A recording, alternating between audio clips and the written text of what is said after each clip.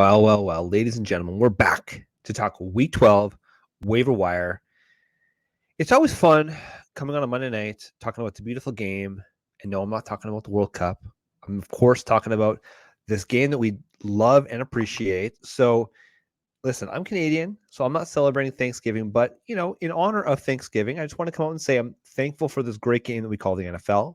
And I'm, of course, very, very thankful for DFS Army for giving me this platform to go and talk about the game that I love. So let's get into some of the business side of this show. Now, week 12 is the only week that there are going to be no bye week teams, which means every single team is playing. Of course, it's because there's going to be those extra games playing on Thursday.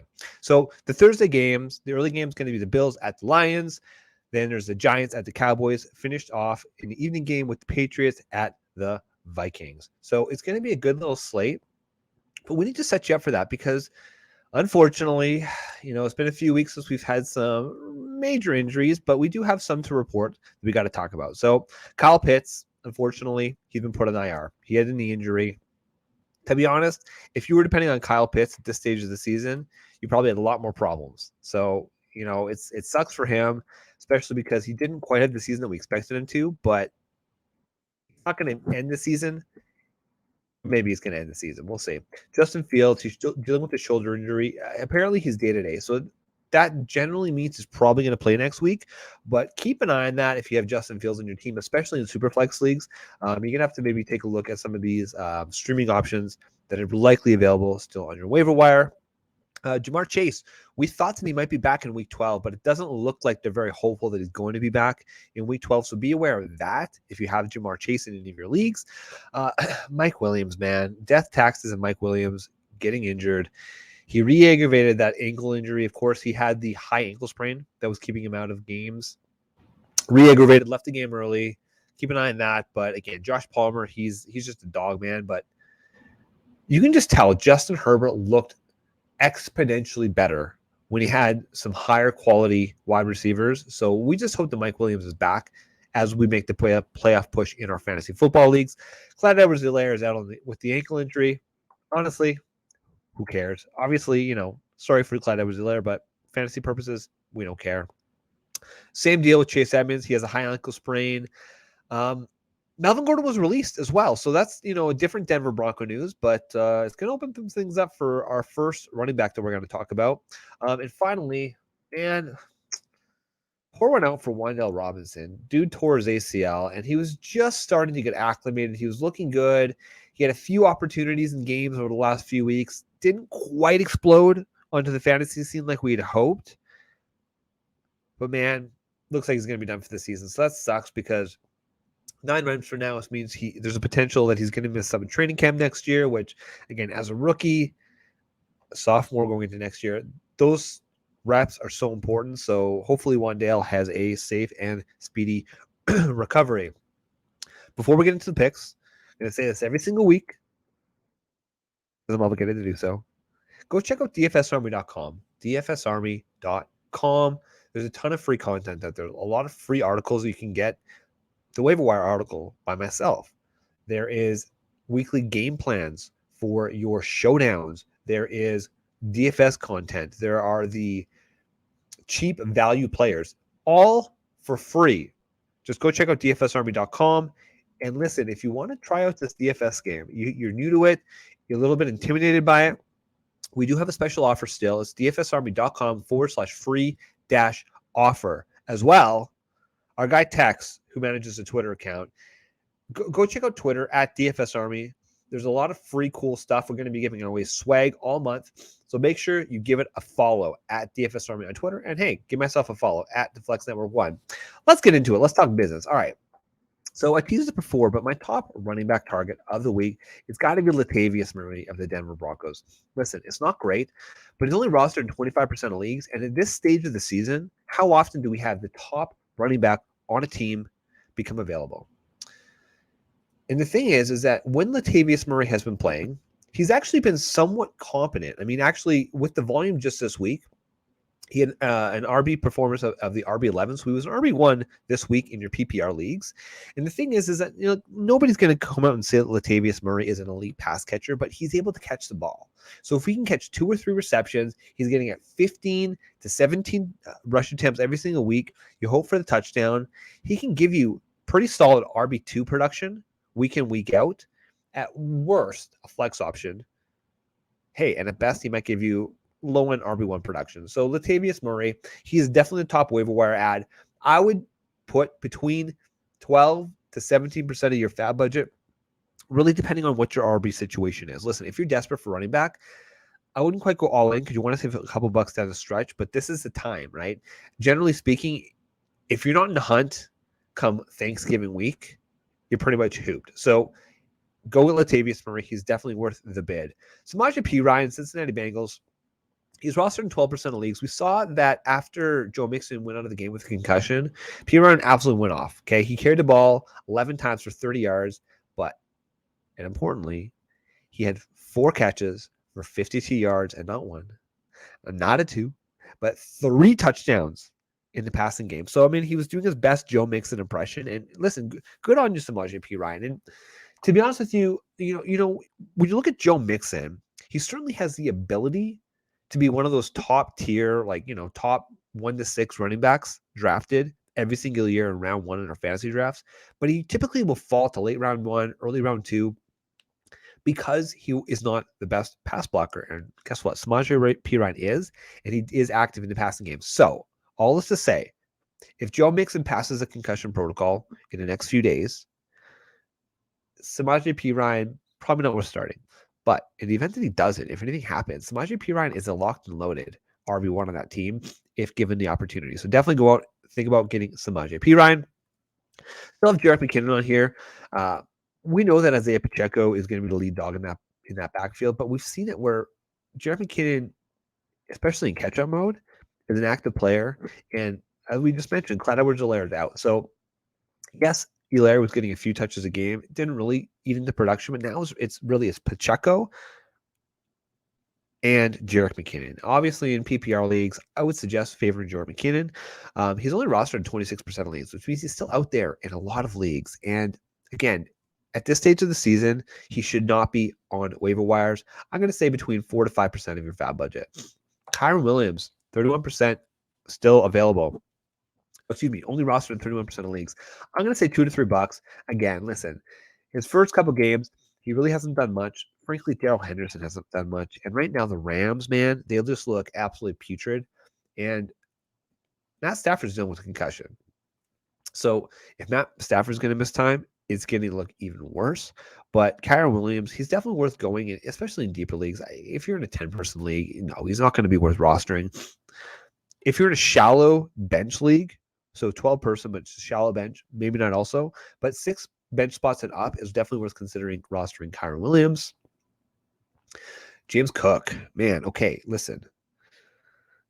It feels like the Bills hate James Cook, but even though they went and got Nyheim Hines is primarily playing on special teams, and he's looked pretty good in special teams, but James Cook was getting more usage where he actually rushed the ball 11 times for 86 yards. And it's not like the Buffalo Bills were just absolutely crushing Cleveland over the weekend. So he was being used in regular game situation. It wasn't just because they were up and giving Singletary rest.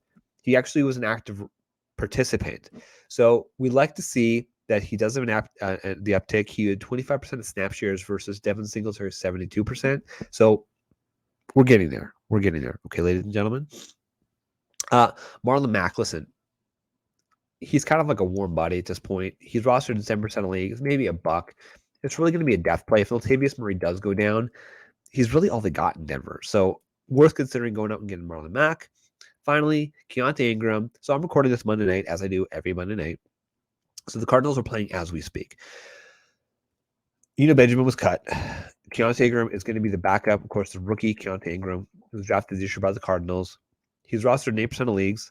I would say, again, a couple bucks. He's more of a handcuff for James Conner more than anything else, but he's definitely worth considering in your leagues. Okay, that's it for the running back position. Not quite as sexy as maybe some of the other positions we're going to talk about, but Latavius Murray, make sure you put some bids on him. Okay, let's talk about the wide receiver position.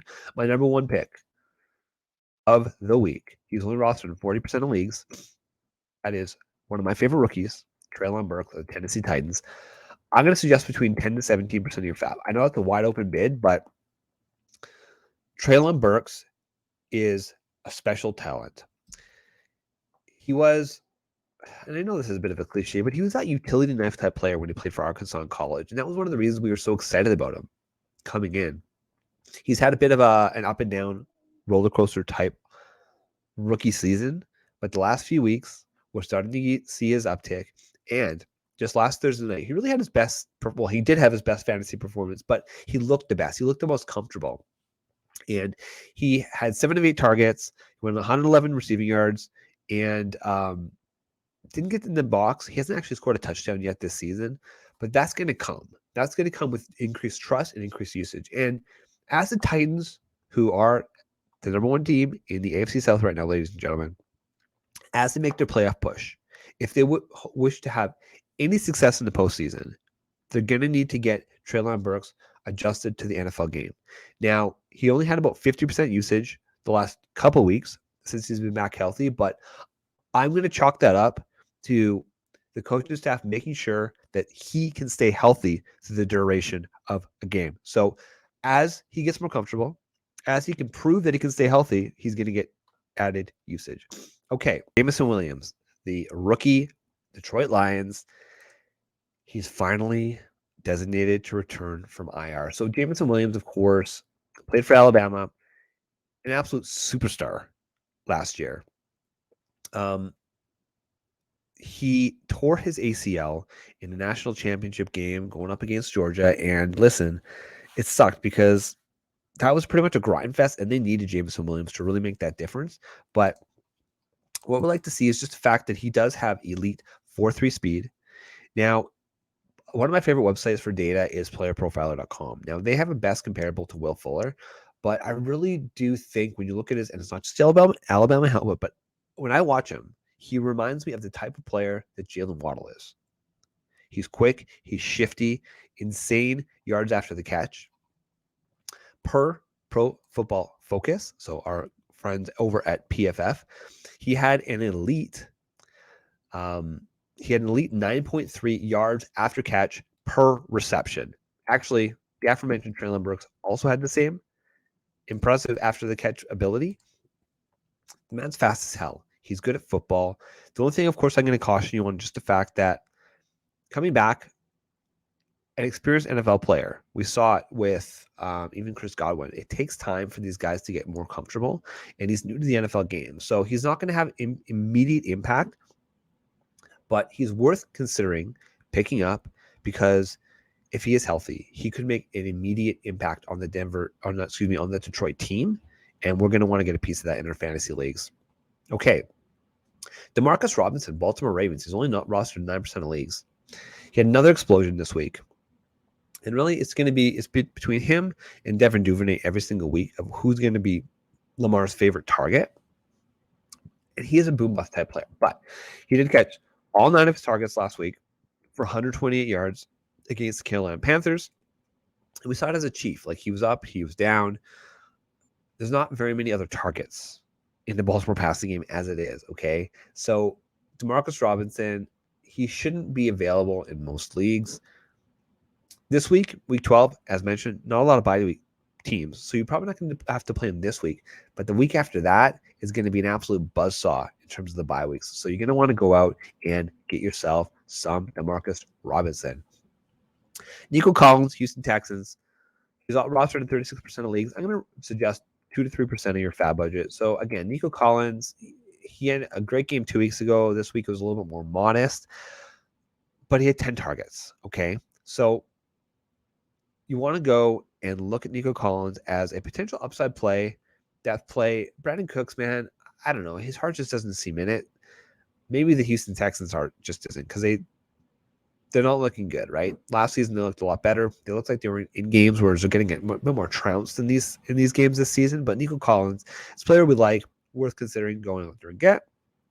Julio Jones, worth a mention. He's still rostered in 30% of leagues. The Tampa Bay Buccaneers, of course, are coming off their bye this week. So hopefully it's another week where Julio is healthy. Listen, couple bucks, right? I mean, listen, Tom Brady doesn't exactly look elite, and he's focusing a lot of his attention on on Mike Evans and Chris Godwin. So will Julio have week in, week out fantasy relevance? Probably not, but he can score touchdowns. Yes, I know he didn't score as a Falcon very often, but we've seen that Tom's been able to find him in the end zone. So definitely worth considering, especially in deeper leagues. Like if you're in a 14-person league, Julio Jones is definitely a player you want to be rostering. Okay, Richie James of the New York Giants, and Wendell Robinson towards ACL. We know that. Darius Slayton, really even over Wendell, was proving to be the number one wide receiver on that team. But Richie James got the touchdown on low volume. He's going to continue to be a part of that passing game, so he's worth considering again in deeper leagues. And finally, Terrace Marshall, man. I guess it kind of came crashing down this week. Carolina Panthers again just look absolutely horrible. But Terrace Marshall, he's had 70 receiving yards in 2 of the last 3 games, and multiple catches in 4 of the last 5. So keep it up, Terrace Marshall. Again, worth having on your bench for depth. That's it for the wide receiver position. Let's talk about the quarterbacks. Then we're gonna get tight ends. We're gonna get the hell out of here. Okay. So for all you Zach Wilson truthers out there, cover your ears. Just cover your ears real quick, okay? Mike White of the New York Jets. Yes, I know. So going up against the Patriots, the Jets only managed to score 3 points, and they looked absolutely atrocious. Robert Saleh today, Monday the 21st, was non-committal about whether or not Zach Wilson was going to be the starter coming in this next week. So it could be Mike White. You saw just last week that Joe Flacco was a healthy scratch and Mike White was a backup quarterback. So it sounds like if there is going to be a starter, it's going to be Mike White. Now, if I'm the Jets and you're still in a playoff contention, to me, Joe Flacco is the guy to play because of the experience. But we saw Mike White did have some success last season. And listen, if you're an Elijah Moore manager, Zach Wilson hates Elijah Moore. So, whereas Mike White, actually, he was quite productive with him. So, I would say Mike White in Superflex only, go and spend between 3 to 5% of your fab. Colt McCoy, Arizona Cardinals. Now, again, Colt McCoy is playing for in the Monday night game. And assuming he makes it out healthy, sounds like you're going to keep Kyler off the field one more week because their bye week is in week 13. So that'll give Kyler an additional 2 extra weeks to get healthy and get right as they make a push for the playoffs, if they can even make the playoffs. So, yeah, you're going to want to go out, get Colt McCoy, a couple bucks, super flex only. One quarterback league is definitely not rostering. Okay, let's move on to the tight end position. Juwan Johnson, man, New Orleans Saints. He just continues to freaking produce. He's only about rostered in 30% of leagues. I'm going to suggest between 3 to 5% of your fab, which is a lot for a tight end. In week 11, he only had 4 targets, but he did get the touchdown. And the week prior to that, he had 7 targets and a 70% snap share. So it's very clear that Juwan Johnson is going to be the number 1 target in that offense for the tight end. It's kind of messy. I get there's 3 guys on that team, but Juwan Johnson seems to be racing to the top. I would consider him a top 12 tight end, which means he should not be available in most leagues where at least there's 12 people starting. Juwan Johnson, go and get him. Tyler Conklin, he's going to be on my list just because, well, the tight end position is kind of fickle, but he generally is quite good when he's given the targets. Last week he didn't do squat, but he's a decent fill-in option. Foster Moreau is still on this list. He's only rostered in 49% of leagues. Again, he's going to be a decent fill-in, but he's really a blocker. And we saw it just this week where he had 100% of the snap share. He was on for every single snap on offense for Las Vegas, excuse me. And he didn't really put up fantasy production. So Las Vegas isn't exactly a team. Unless it's Devontae Adams or Josh Jacobs, you really don't want a piece of that offense. But push comes to shove, for depth, Foster Moreau is worth considering. And finally, Trey McBride, the rookie Arizona Cardinals tight end. So I have no idea how well he's doing tonight. So this might be a cold take, but we liked him as a prospect in college. And as he continues to get used to the NFL game, again, they're going to have their bye week in a couple weeks in week 13. So he's going to continue to get more and more comfortable. And if you like what you see in Greg Dulcich, that's the type of player that Trey McBride could be. He's an all-around complete type tight end. So you're going to want to go out, especially if you had Zach Ertz, and you want to just plug and play this Arizona Cardinals tight end, Trey McBride is the guy. So that's it, man. It's all fire. We got you covered this week in the waiver wire. Again, go check out all of our content over at dfsarmy.com. Like and comment on this video. Hey, listen, we're always trying to improve. Let us know what you like. Let us know what you hate. Come check us out every Saturday morning where I do my live start sit show, as well as answer any of your flex questions. So with that, we are the DFS Army Fantasy Football Show. I am your host, Flex Shane. You can follow me on Twitter at the Flex Network 1. Thanks for tuning in. Good luck in week 12, and happy Thanksgiving to my American brothers and sisters. Big time, no man, diamonds in my teeth. I got a lot of shine.